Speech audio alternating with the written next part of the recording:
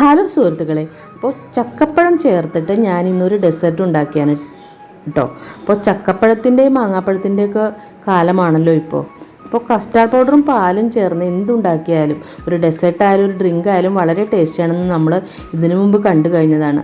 അപ്പോൾ ഞാൻ ഇന്നിപ്പോൾ എക്സ്ട്രാ ആയിട്ട് എടുക്കുന്നത് കുറച്ച് അരിപ്പൊടിയും കൂടിയാണ്.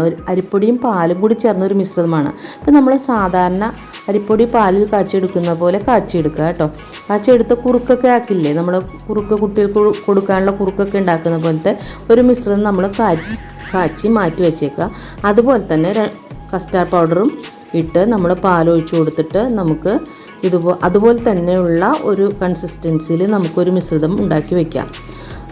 അപ്പോൾ ഇത് കസ്റ്റാർഡ് പൗഡർ കാച്ചാൻ വയ്ക്കുമ്പോൾ നമ്മൾ പാലൊഴിച്ചിട്ട് കൈ വിടാതെ ഇളക്കി കൊടുക്കണം. അടിയിലൊന്നും പിടിക്കാൻ പാടില്ല കേട്ടോ.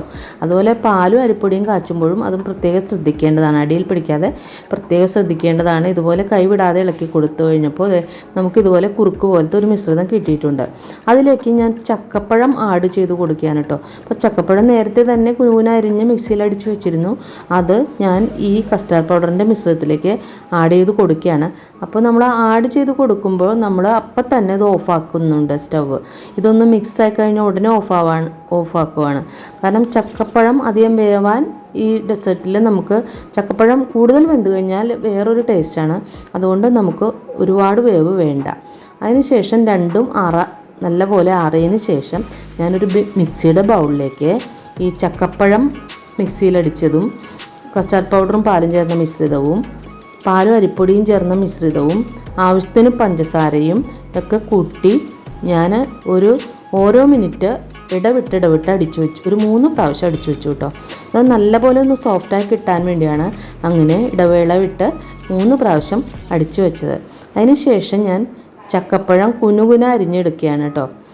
ഇത് അരിഞ്ഞെടുക്കുന്നത് ഈ ഡെസേർട്ടിൻ്റെ മീതെ ഒന്ന് വിതറാൻ വേണ്ടിയാണ്. അപ്പോൾ തീരെ ചെറുതായിട്ട് അരിയുന്നതായിരിക്കും നല്ലത്. അതിനുശേഷം ഞാനെടുത്തത് ഒരു ഐസ്ക്രീമിൻ്റെ കണ്ടെയ്നർ തന്നെയാണ്. ഐസ്ക്രീമിൻ്റെ കണ്ടെയ്നർ എടുത്തതിന് ശേഷം ഞാൻ ഈ 3 പ്രാവശ്യമായിട്ട് നമ്മൾ അല്പാൽപമായി അടിച്ചു വെച്ചിരിക്കുന്ന ഈ സോഫ്റ്റ് ആയിട്ടുള്ള മിശ്രിതം ഈ കണ്ടെയ്നറിലേക്ക് ഒഴിച്ചു കൊടുക്കുകയാണ് കേട്ടോ. ഒഴിച്ചു കൊടുത്തതിന് ശേഷമാണ് ഞാൻ മീതയ്ക്ക് ഈ ചക്ക കുനുകുന അരിഞ്ഞു വെച്ചത് ഒന്ന് വിതറി കൊടുക്കുന്നുണ്ട്. അതിന് ശേഷം ഞാനത് അടച്ച് ഫ്രിഡ്ജിൽ ഒരു ഓവർനൈറ്റ് അതല്ലെങ്കിൽ 8 മണിക്കൂർ വെച്ച് കൊടുക്കുക കേട്ടോ. അപ്പോൾ 8 മണിക്കൂർ ഇത് സെറ്റാകാൻ സമയമെടുക്കും. അപ്പോൾ നമ്മൾ ഇത് ഒരു 8 മണിക്കൂർ നേരം അല്ലെങ്കിൽ ഒരു രാത്രി മുഴുവൻ വെച്ച് കൊടുത്താലേ നമുക്ക് കറക്റ്റായിട്ട് കിട്ടുകയുള്ളൂ കേട്ടോ.